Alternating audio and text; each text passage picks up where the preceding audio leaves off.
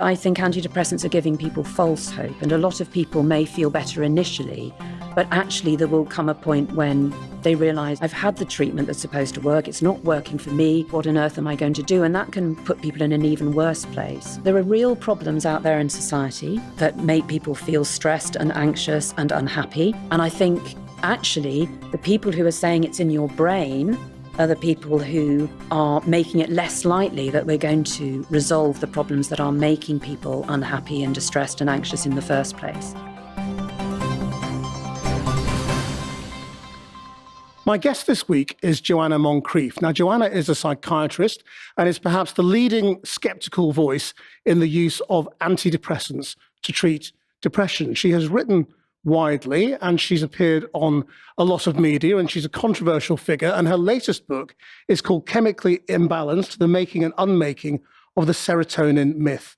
Joanna, how would you change the world? I would radically demedicalize our understanding and treatment of mental health problems. I think that understanding things like depression, anxiety, ADHD, etc., as if they are medical problems that arise from the brain, is harmful to the individuals themselves. I don't think it leads to good outcomes. And I think it's harmful to society because it distracts our attention from what is actually making people unhappy and stressed in the first place. And so I would relocate help for people with mental health problems out of medical facilities, out of GP surgeries, probably to somewhere like social services, where they wouldn't be treated for their diagnosis, for their label, but actually helped to deal with the problems that had made them unhappy or anxious or stressed in the first place. So you're not talking about just replacing drugs with therapy. You're talking about tackling the underlying causes of depression. Yes, absolutely. I mean, I do think therapy is helpful for some people in some situations, but I don't think it's a panacea.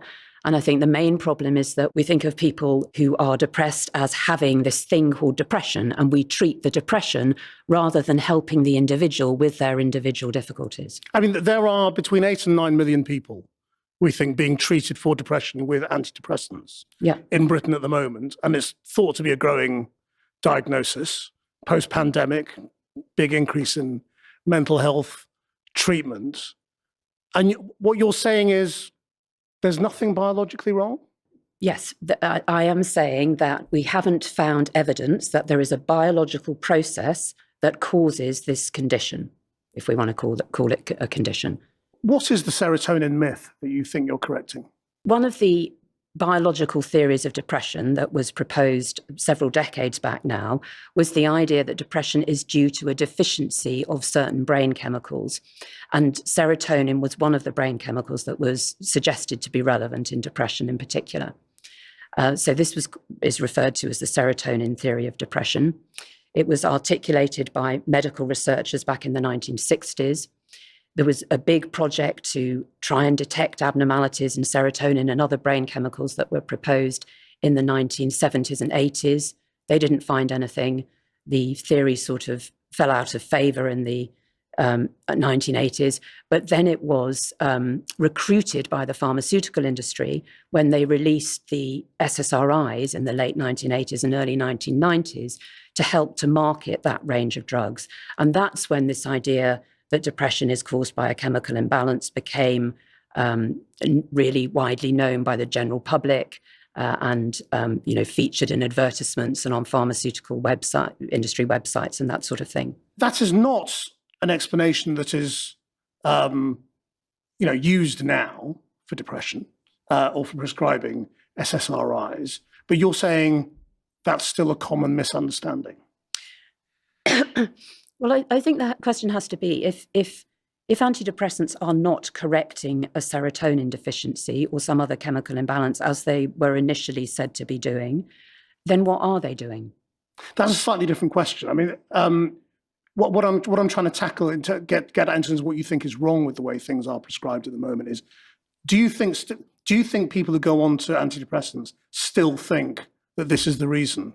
And what's your evidence for that? I think there's an assumption by the medical profession as well as by patients that antidepressants work by targeting some underlying biological abnormality. And yet that has not been demonstrated. And there is another way that antidepressants work, which is not presented to patients and not widely acknowledged. So, I mean, are you saying that SSRIs are a bit like alcohol? Absolutely. They change the way you feel. Absolutely. Antidepressants are mind-altering, brain and mind-altering drugs like alcohol, like cannabis, etc. That doesn't mean that the effects that they produce are exactly the same as the effects that alcohol produces, but in principle, they do the same thing. They change our mental states quite subtly in the case of many antidepressants, but nevertheless, they do produce these changes, particularly this characteristic emotional numbing. Isn't there something bigger here, though, about our whole approach to medicine, which is that too many people think that scientists really understand how medicines work. You know, we've got very used to just taking pills to make things better. And the truth is that a lot of it is just trial and error. We don't really know. Yeah, I do think we put far too much faith. We didn't know how penicillin worked for decades. I think we can put too much faith in medical pronouncements or the pronouncements of medical research or neuroscience findings, and those can be overinterpreted. But I think that taking something, for example, for pain, people often cite the fact that we don't know exactly how paracetamol works, is different from taking something that is changing your mental state, like alcohol, as you say, and therefore changing your thoughts and feelings by changing your brain chemistry. We do that, like you say, we do it with alcohol. We recognize that, you know, if you take a lot of alcohol, you'll probably temporarily feel better, feel less depressed or less anxious. But we don't regard that as a sensible long-term solution to feeling low or fearful or something like that. And so I think that way that antidepressants are working, that those effects that they have need to be clearly explained to people so that they can make properly informed decisions about whether they want to take brain and mind-altering substances to address their emotional problems. So you think there is no use for antidepressants, is that right? So I think that the evidence base for antidepressants shows that they are probably not beneficial. They are minimally different from a placebo, and that difference is probably explained by the fact that people in these randomized controlled trials who are meant to not know whether they get the placebo or the antidepressant probably do know in a lot of cases, and that gives them that gives the people who are taking the antidepressant an amplified placebo effect. So I think that's probably what explains the small difference between antidepressants and placebo, but it's very small anyway. I mean, just to be clear on that, the evidence is that there is an improved outcome for people on antidepressants, isn't there? There's a slight difference. It's better than if you're just on a placebo. It's slightly better. Yes, overall, and your hypothesis is that people somehow know. I mean, what's that based on? So there are trials where people have asked the participants to guess whether they're taking the antidepressant or the placebo. In most of those, not all, but in most of those, people can guess more accurately than would be predicted by chance what they're taking. And then we also know from some studies that what you guess you're taking has really quite a strong impact on outcome. It can improve your depression scores by quite a bit more than the difference between the drug and the placebo. Isn't there a bit of a problem with surmising that because people are correctly guessing that they're on the drug rather than the placebo, that the drug doesn't work? You know, they are probably guessing that because they're feeling better. Yeah, absolutely. So that's been proposed by people.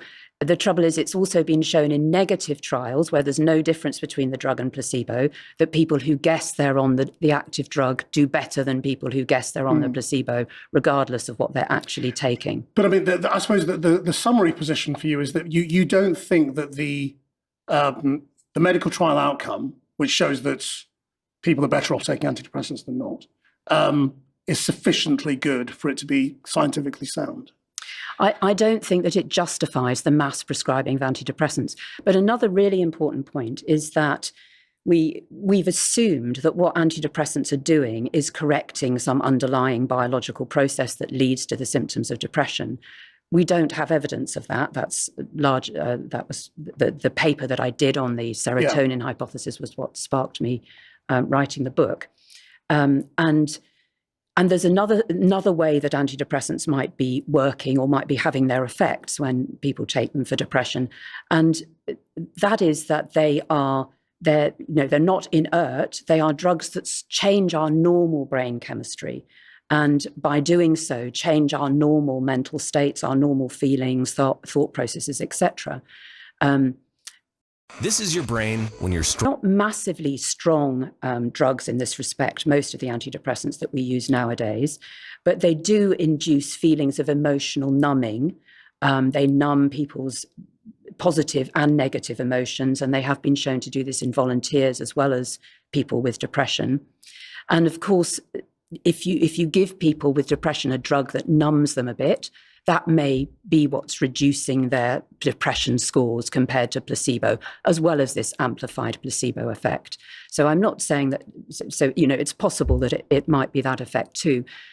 But I think that the decisions that people make about whether they want to take a drug for depression, if it's presented to them as something that changes their normal brain chemistry and their normal mental states, will be different from if it's presented to them as something that's going to target and correct some underlying abnormality.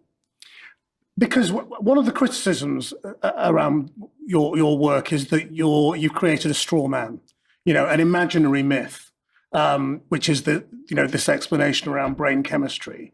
When if you go on the NHS website or if you look up any of the charity websites, they're pretty clear. They don't actually say that. They don't say there's a problem with your serotonin, therefore go on one of the many common antidepressants that people know about. So lots and lots of medical websites have told people that there's a problem in their brain chemistry historically.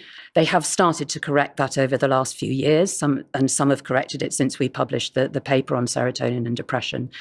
But the thing is, if you don't tell people this other explanation, that these drugs are altering your brain chemistry and thereby altering your normal mental states, then people will assume, I think, particularly after all the promotion that's come from the pharmaceutical industry, persuading people that depression was a chemical imbalance, that the drugs are targeting some underlying abnormality.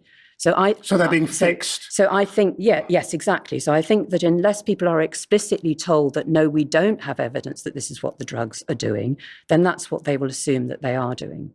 I mean, at the moment, antidepressants are doled out very, very easily by GPs who are not psychiatrists.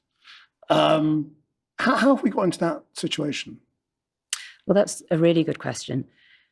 I think there are a number of factors. I mean, the first is that the pharmaceutical industry has promoted antidepressants very heavily since the release of SSRIs in the early 1990s. There's GPs and psychiatrists have been deluged with advertising and promotional material. So that's one of the reasons. I think that another reason is that doctors want to be able to help people. And, what does a doctor usually do? They give you a pill, they give you a prescription. And psychiatrists in particular want to feel that they have a medical solution for a common mental health complaint, that is depression. And people themselves have of course, the idea that you could get rid of, of really troubling feelings with a pill is appealing.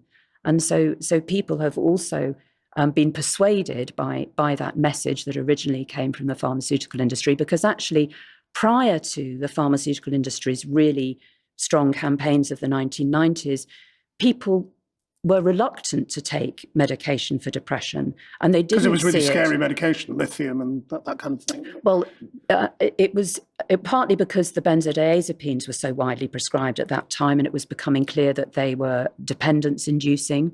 So it was partly because of fears about dependence, but also people, I think, just felt that actually dealing with emotional problems with drugs wasn't the right route, and that depression was something that was a reaction to life circumstances, and so there should be other ways to deal with it. I mean, patients ask for SSRIs now, don't they? People they don't go to the doctor and say, "Can I? What can I do?" They'll say, "I think I need to take antidepressants." What should doctors be doing in that situation?